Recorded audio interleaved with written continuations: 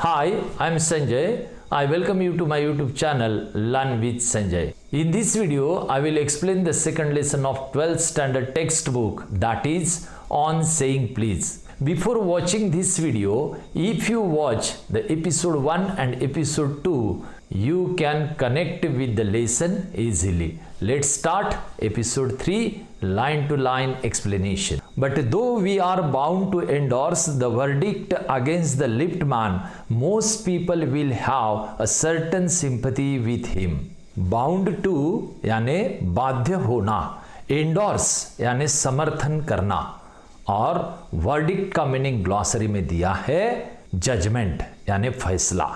भले ही हम लिफ्टमैन के खिलाफ जो फैसला हुआ उसका समर्थन करने के लिए बाध्य है, लेकिन ज़्यादातर लोग लिफ्टमैन के साथ निश्चित रूप से सहानुभूति रखेंगे, क्योंकि वह आदमी ने लिफ्टमैन के साथ रूडली बिहेव किया था। किसी के साथ रूडली बिहेव करना यह बहुत सारे लोगों को अच्छा नहीं लगता है, और हर कोई जो पीड़ित व्यक्ति होता है उसके साथ सहानुभूति रखते हैं। While it is true that there is no law that compels us to say please, यह भी सत्य है कि कोई कानून हमें प्लीज कहने के लिए जबरदस्ती नहीं कर सकता, लेकिन हमने एज ए ह्यूमन बीइंग हर किसी के साथ में नम्रता से पेश आना चाहिए, उसे कायदे की कोई जरूरत नहीं रहनी चाहिए। There is a social practice much older and much more sacred than any law which enjoins us to be civil. Enjoins का मीनिंग है इनकरेज, प्रेरित करना। एक सामाजिक प्रथा है जो कोई भी कानून की तुलना में बहुत पुरानी है और बहुत अधिक पवित्र है, जो हमें सभ्य होने के लिए प्रेरित करती है। And the first requirement of civility is that we should acknowledge a service. Acknowledge यानी मान्य करना, स्वीकार करना। और सभ्यता की पहली जरूरत यह है कि हमने किसी भी सेवा को मान्य करना चाहिए, स्वीकार करना चाहिए। जो व्यक्ति सेवा देता है उसका हमने रिस्पेक्ट करना चाहिए। Please and thank you are the small change with which we pay our way as social beings. Please और थैंक यू ऐसे शब्द समाज को और सशक्त बनाने के लिए मदद करते हैं, इसलिए हमने हमारी भाषा में प्लीज और थैंक यू इन शब्दों का प्रयोग करना चाहिए। एज अ सोशल बीइंग यह हमारा उत्तरदायित्व है। They are the little courtesies by which we keep the machine of life oiled and running sweetly. Please और थैंक यू यह शब्द बहुत छोटे छोटे शिष्टाचार हैं, लेकिन इन शब्दों के द्वारा हम हमारे जीवन की मशीन को ऑयलिंग करके रख सकते हैं और बहुत ही स्वीटली यानी सॉफ्टली इसको चला सकते हैं। यानी जीवन को बहुत ही आसान तरीके से जीना है तो हमें यह छोटे छोटे शिष्टाचार हमारी बातों में यूज करनी चाहिए। इन शब्दों का प्रयोग करके हम हमारे रिलेशंस हर किसी से अच्छे बनाए रख सकते हैं, जिसमें समाज में एक दूसरे के प्रति प्रेम भावना बढ़ सकती है, रिस्पेक्ट भी बढ़ सकता है। They put our intercourse upon the basis of a friendly cooperation and easy give and take instead of on the basis of superiors dictating to inferiors. Intercourse का मीनिंग ग्लॉसरी में दिया है। इंटरकोर्स यानी communication, conversation, संवाद, बातचीत। Superior यानी श्रेष्ठ व्यक्ति, इन्फीरियर यानी कनिष्ठ व्यक्ति।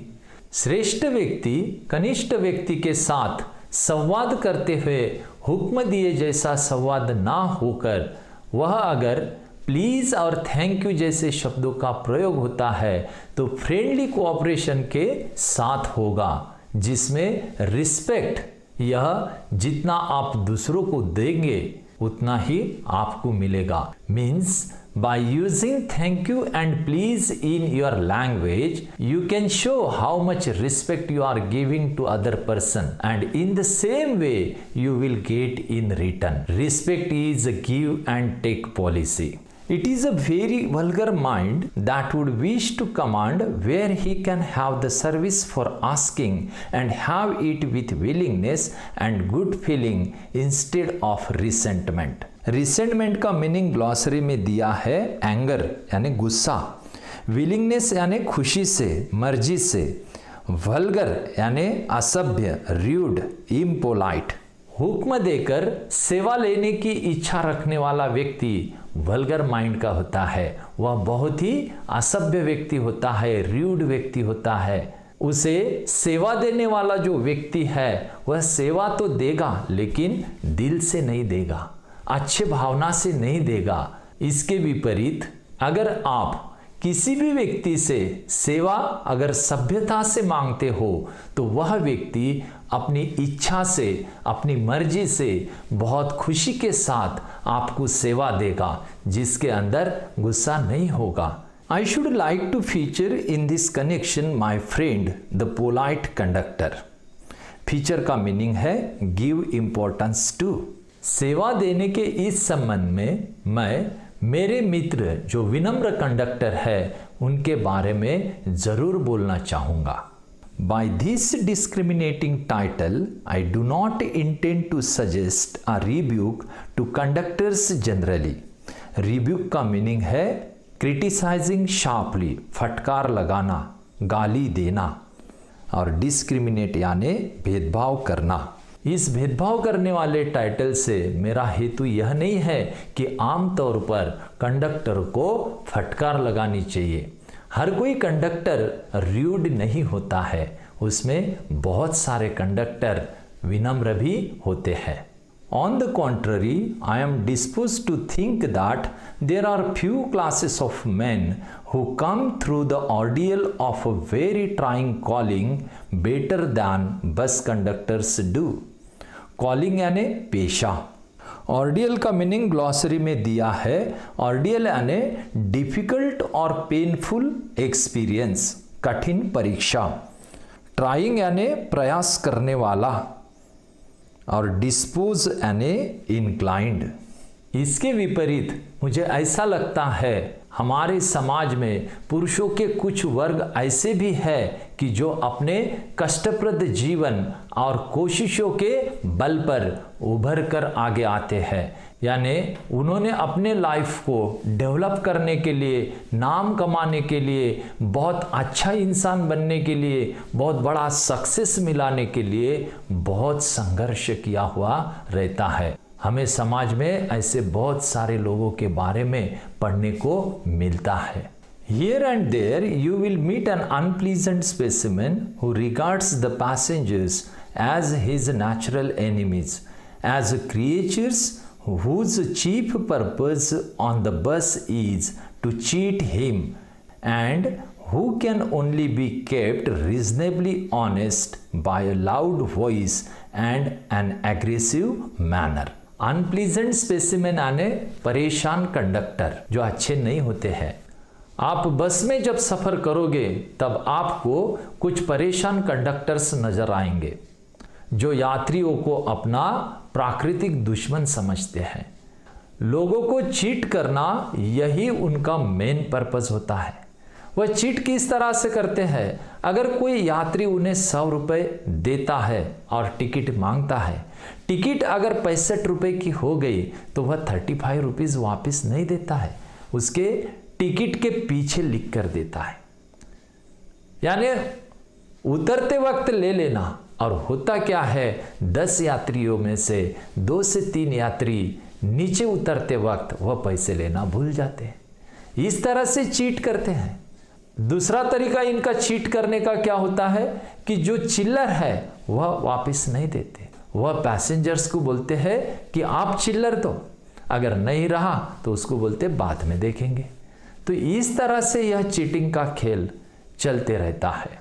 और ऐसे कंडक्टर्स बड़े आवाज में बात करके आक्रामक तरीके से पेश आकर लोगों को यह एहसास देते हैं कि वह बहुत ही ऑनेस्ट इंसान है। इसका वह दिखावा करते हैं, बाकी वह ऑनेस्ट नहीं होता है।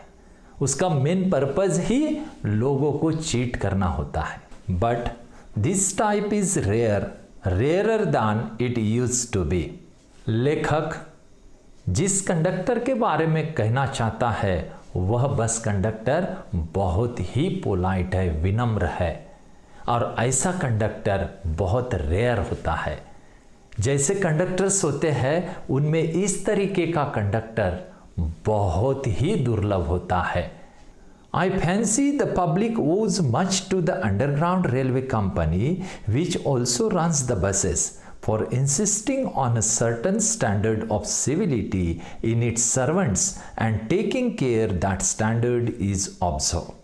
Fancy का मतलब है imagine।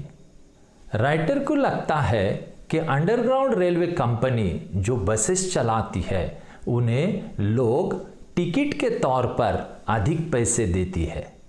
वह कंपनी के जो कर्मचारी है, सर्वेंट्स है, उनके द्वारा लोगों को शिष्टाचार से बात हो, लोगों के साथ वह अच्छी तरह से पेश आए, अच्छी तरह से बात करे और यात्रियों का ज़्यादा से ज़्यादा ख्याल रखे।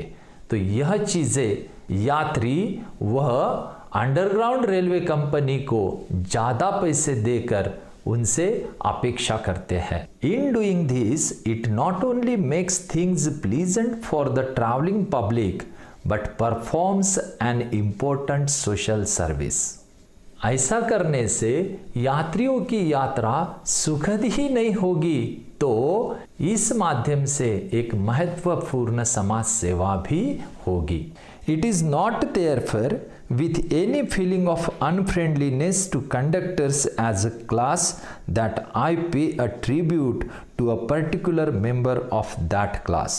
इसलिए बाकी सारे कंडक्टर भाइयों के प्रति मन में कोई भी खराब भावना ना रखते हुए उनमें से जो एक व्यक्ति मुझे बहुत विनम्र लगा उसे मैं सलाम करना चाहता हूँ। ऐसा लेखक इस पाठ से कहना चाहते हैं। इसके बाद लेखक उस कंडक्टर के बारे में एक स्टोरी बताते हैं, उनका एक्सपीरियंस बताते हैं, जो हम नेक्स्ट एपिसोड में देखेंगे। आज यहीं रुकते हैं। If you like this video please give like, share and right your comment in the comment box. अगर आपने हमारा चैनल सब्सक्राइब नहीं किया हो तो उसे ज़रूर सब्सक्राइब करें और बेल आइकॉन को प्रेस करें, यानी आपको नेक्स्ट वीडियोस के नोटिफिकेशंस मिलते रहेंगे। Thank you.